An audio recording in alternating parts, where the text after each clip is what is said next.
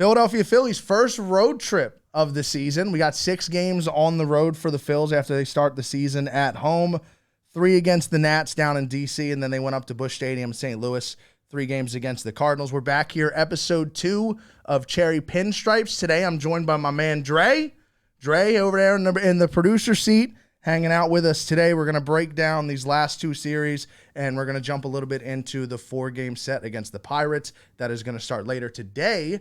6:40 start. Jared Jones versus Ranger Suarez. But slipping all the way back to Friday, we have the 3-game set against the Nationals that got kicked off. And we highlighted Bryce Harper going into the series. Pretty much everything we said on the last podcast is exactly how it went down. I was hoping we won the first 2 games of this series, hoping we can get some momentum going into Sunday.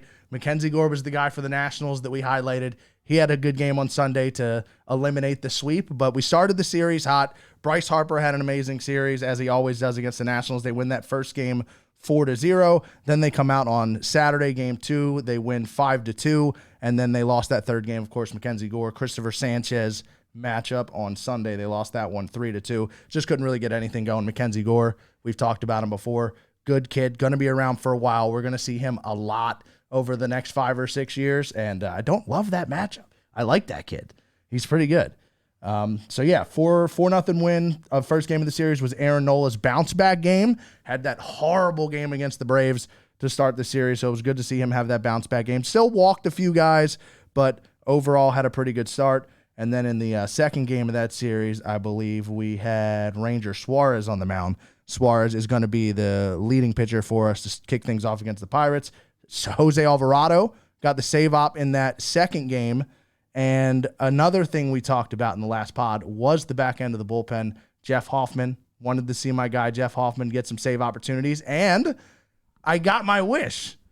It didn't go as planned, though. He did blow one before he just saved the game yesterday to end the Cardinal series, but he did blow one.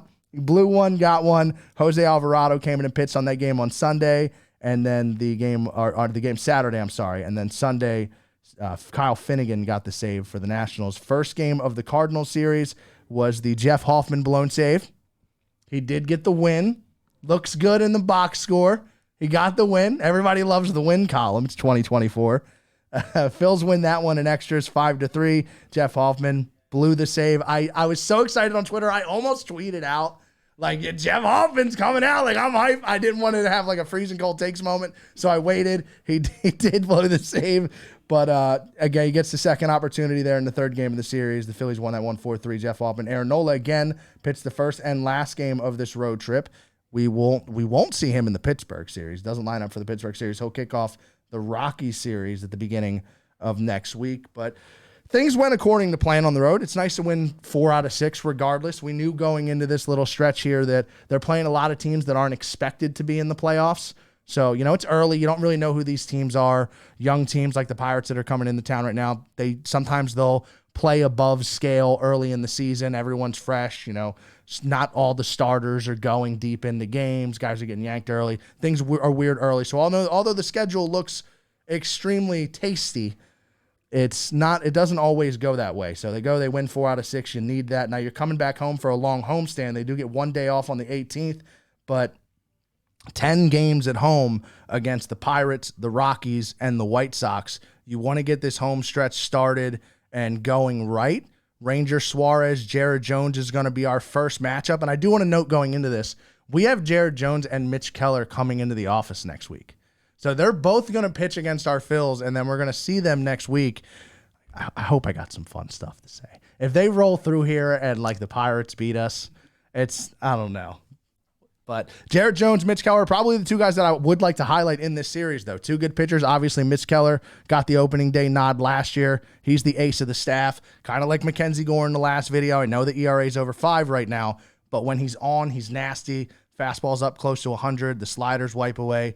We have not been scoring runs for Zach Wheeler. That's going to be the 4th game of this series. Mitch Keller, Jared Jones, 2 guys to watch. We also, second game of this series, Bailey Falter versus Christopher Sanchez. You have the ex-Philly Bailey Falter, fringe roster guy going into the playoffs. He had some starts for the Phils in September over the last few years down the stretch. He kind of, he showed up for the Phillies in some smaller slots. So he's going to be back in town pitching on the road, lefty-lefty matchup. Christopher Sanchez, he keeps getting these southpaw matchups. Just saw Gore, Christopher Sanchez. We got southpaw versus southpaw every time Christopher Sanchez is on the mound. Then Saturday, third game of the series, Marco Gonzalez against Spencer Turnbull. I love this guy. I don't know what it. Listen. We just need him to pitch until Taijuan Walker comes back. But at this point, Taijuan Walker might just have to go hang out in AAA for a little bit and at least wait for the hot streak to be over. Spencer Turnbull is throwing. Hasn't given up a run yet. 1-0. Kept us in both games. And then that Sunday matchup, Mitch Keller versus Zach Wheeler. I want to talk more about the bullpen. We talked a good bit about the bullpen in the last episode. I still want to talk about the bullpen. Things are just, they were ranked as the top bullpen coming into the season. You know they're good. The depth's there. They're going to be fine. But it's been hairy to start the season. It's like same old Phils. No matter how good the guys are, the guys are getting on base. You're sweating. You're thinking about throwing your remote through the TV. Jeff Hoffman in that blown save in the first game of the Cardinals series, he did himself in. He walked the runner. He put a guy on with one out. You can't put guys on for free in 2-run games. It is the ultimate confidence boost. You're now one barrel from tying it up. So you put a guy on for free in a 2-run game. I believe it was Herrera had a couple homers in the series, but I forget who hit the double down the line after the walk. And then it was Mason Wynn who had the RBI single with 2 outs that actually tied the game. Burleson had the double. That's who it was. He ripped it out to right field. That put the runners on second and third. I believe Hoffman got it was either a sac fly or a ground out RBI after that, and then Mason Wynn. And I didn't hate the Mason Wynn at bat either, might I add. That sometimes you just have to tip your hat to the guy on the other team. Mason Wynn in this game, he had 2 hits in this game. He also had a line out in this game. He hit 3 balls hard in this game. Jeff Hoffman got ahead of him 0-2, and he got ahead of him 0-2 with sliders, and then he tried to quick pitch and sneak a fastball in there on him, and Mason Wynn just ripped it through the left side. It was a good swing. I don't hate the approach by Hoffman or the Phillies side of things. Sometimes it all comes back to the walk, but they ended up winning that game, which is all that matters. But Hoffman now has had multiple opportunities in the ninth early in the season, which is what I wanted to see. Got to have someone else, at least with the experience. Jose Alvarado is really, really good. So good that you can't let the Matt Olsons come up in the 8th innings and not use him. As much as you'd like to use Jose Alvarado in that 9th inning, you got to be able to bring Alvarado out in the 7th or the 8th if that matchup's sitting there. So it's nice to have a Hoffman in the back end that can take an inning when it lines up that way. Even a Gregory Soto, he just gave up his first run of the season yesterday, but again, wasn't a bad inning. He got through the inning. I believe he gave up 1. He might have I believe his run was actually while he was in the dugout. He got taken out of the game, and then the run was given up after him. So he's been really good this season too. Someone we can bounce with lefties depending on what's going on with Alvarado. Good road trip. I'm excited for this Pirates series because the Phillies, like we noted in the last episode, do not get off to good starts. But now they're sitting here in the NL East. You never wish injuries on anyone, and you hate to see it. Obviously, you want to beat the Braves at their absolute best. Spencer Strider going down opens the door a little bit. It at least opens the door a little bit. That's a hole they have to fill. Ronaldo Lopez, they brought in this offseason. They're stretching. This was a big note in the offseason in the Braves community that they were stretching him out, going from reliever to trying him out as a starter again. He used to start with the Chicago White Sox, had some success as a reliever. Braves decided to stretch him out. That could end up paying dividends for them because he's probably going to be the guy that steps in and gets some extra innings here for the Braves. But the loss of a Spencer Strider, we'll see how the Braves bounce off of that. The lineup's incredible, but that's exactly why you'll take an inch when it comes to that team. They're going to win a ton of games any little bit. You got to get off to a good start. Phillies are 6-6 right now. A lot of good winnable games coming in. You have the Rockies following. I want to pull up this Colorado Rockies roster right now as well. Not sure what Nolan Jones has been doing this season, but nothing, right? Absolutely nothing. Let's see. He's the man on my fantasy team.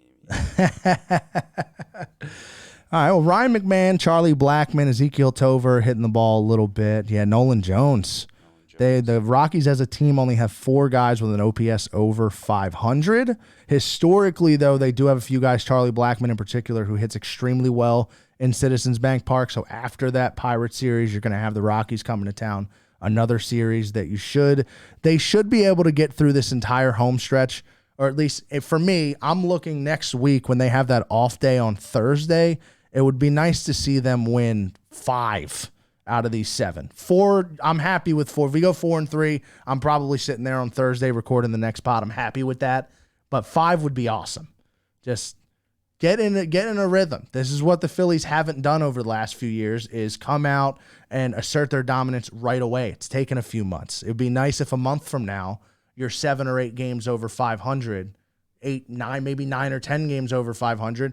And, the Braves are looking over their shoulder a little bit sooner than September 1st. That's what I want this season. The Phillies are almost in like a boring spot. Everyone expects them to be in the playoffs. No one expects them to win the division, and that's just where they are. I want some drama. I want drama. I want the energy to be up. And you have to beat these teams when they come to town, when you have opportunities to win these games. We've seen the Braves over the last week, some of the comebacks that they've had. You can't let these teams come into town and win series against you. And the Phillies got to keep it rolling, baby. They look good. I had a lot of fun watching the series in St. Louis. They always seem to play well in Busch, and it goes back to that wild card series a few years ago, which kind of feels like a turning point for both franchises. The Cardinals had the Phillies in that first game of that wild card, backs against the wall, top of the 9th inning, and the wheels fell off. Phillies got a runner on. They were scared to pitch to Bryce Harper, walked a runner in the scoring position. Gene Segura ends up getting that big hit, and the Cardinals have never recovered. They have not recovered. They got these big contracts on their team. You expected them to be a competitive team. They have not recovered. And the Phillies just seem to find a way to go up into St. Louis and win games, and win fun games. They're always tight, close games. I like playing the Cardinals right now. There's something about Delaware Paul Goldschmidt. I get excited to watch Delaware Paul Goldschmidt, and the Phillies always seem to win.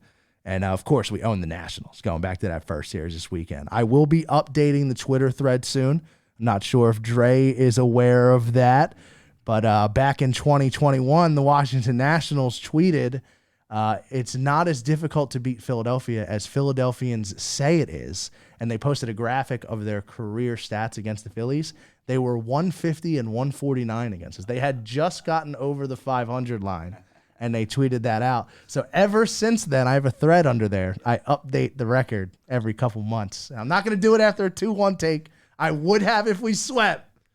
We had fun with the Michael Lorenzen no-hitter last year. I believe we're like 41 and 16 against them since that tweet. Wow. And it's just, I'm going to keep on rolling with that. So later in the season, I'm not sure when the next time, let me look at the schedule really fast. I want to see when the next time we play the Nationals, if it's early in the season or not. I know the division play gets a little bit weird nowadays with the interleague schedules being, it used to be a little bit more organized back in the day when interleague play was set in stone, but now it's chaotic. Friday, May 17th. Friday. Oh, so May. All right, we turn right back around and we play them next week. That's my birthday week. We're partying. Well, maybe we'll get an update in May. Weekend series, Friday, Saturday, Sunday. Friday, Saturday, Sunday weekend series. I'm excited to get Jared Jones and Mitch Keller in here on the Fortnite sticks. That'll be fun. Me and Joe's are starting this new thing with our guests where we're gonna make our guests drop into Fortnite. Oh, nice. See how far they get. Drop down, We're gonna keep a 2024 leaderboard. There's a spoiler on some Jam Gaming content. It's coming out. All right, what else do we got here on our Phils coming up? Let's dive a little bit more into the details on this Cardinal series. There were some guys who had standout moments. First and foremost, JT Realmuto. Another note, teams keep intentionally walking Bryce Harper. It's not going good. It's not going good. They intentionally walked him in D.C. JT Realmuto hit a 3-run homer. That extended his hit streak at the time, which was 6 games. JT Realmuto hitting awesome to start the season this year. Had a little bit of a down year last year. Batted 198 at home. He's already hitting well on the road again to start this season. Hopefully we don't have that black and white repeat. But JT's off to a good start to start the season. And then you had Alec Boehm was the second opportunity there. The Cardinals intentionally walked Bryce Harper, and Alec Boehm ripped a double down the line. So twice this season early on, the boys are picking each other up. Yesterday's game, that series ender against the Cardinals, they got a little bit help. Victor Scott Jr. out in the outfield, he had a little bit of trouble. The Phillies got the scoring started on a dropped fly ball. Ended up being a pretty close game, though. It was one of those games where I was like, man, I don't know. And then my boy Jeff Hoffman got up for the save, and I was, it's locked in now. He was due to close one down. What else we got here? Nick Castellanos is struggling. I had some people yelling at me in the last one because I didn't note Nick Castellanos. Everyone knows that's my boy.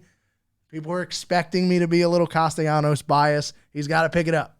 Obviously, he's got to pick it up. But I will go back to the well. I'll say exactly what I said all of last year and all the year before. If you watch Nick Castellanos at any point in his career, you know what you're signing up for. He's extremely aggressive. It's almost fastball or bust sometimes. He's going to fall over swinging at that slider sometimes. The cold streaks are going to be tough to watch. The hot streaks are going to be electric, and you just got to hope he's hot at the right time. Last year, he spanked a homer off Spencer Strider in the playoffs. As long as he's doing that, I can live with the cold streaks. It sucks, when you start the season with a cold streak. It's unfortunate because then you're digging your stats out from a hole for who knows how long. But the hot streak is coming. Nick Castellanos is going to get hot. When he does get hot, it'll be a 10-day thing where nobody can get him out. He'll be a game changer in the lineup. Maybe it's this week. We got a 10-game home stretch. I don't know what Liam's doing. Nick tends to play really well when Liam's sitting behind home plate. I don't know if school's still in. I don't know what that whole deal is, but maybe we need Liam back in the crowd. Castellanos family. Get the boys to the game. Maybe that's what it is. I mean, they got their handshakes and all that stuff. It's vibes. And that's the Phillies. They run off vibes. He'll see a couple lefties coming up too, so he'll get right. He's a notorious slow starter, so yeah. he'll get right. And the Pirates, not to wish anything on our Pirates, they've had some of those tough Pirate losses over the last few days. They're not a team that's coming in here red hot the way that the Reds did last week with the walk-off home run. They got Rowdy Tellez in the dugout picking up David Bednar. He's blown 3 saves early in the season.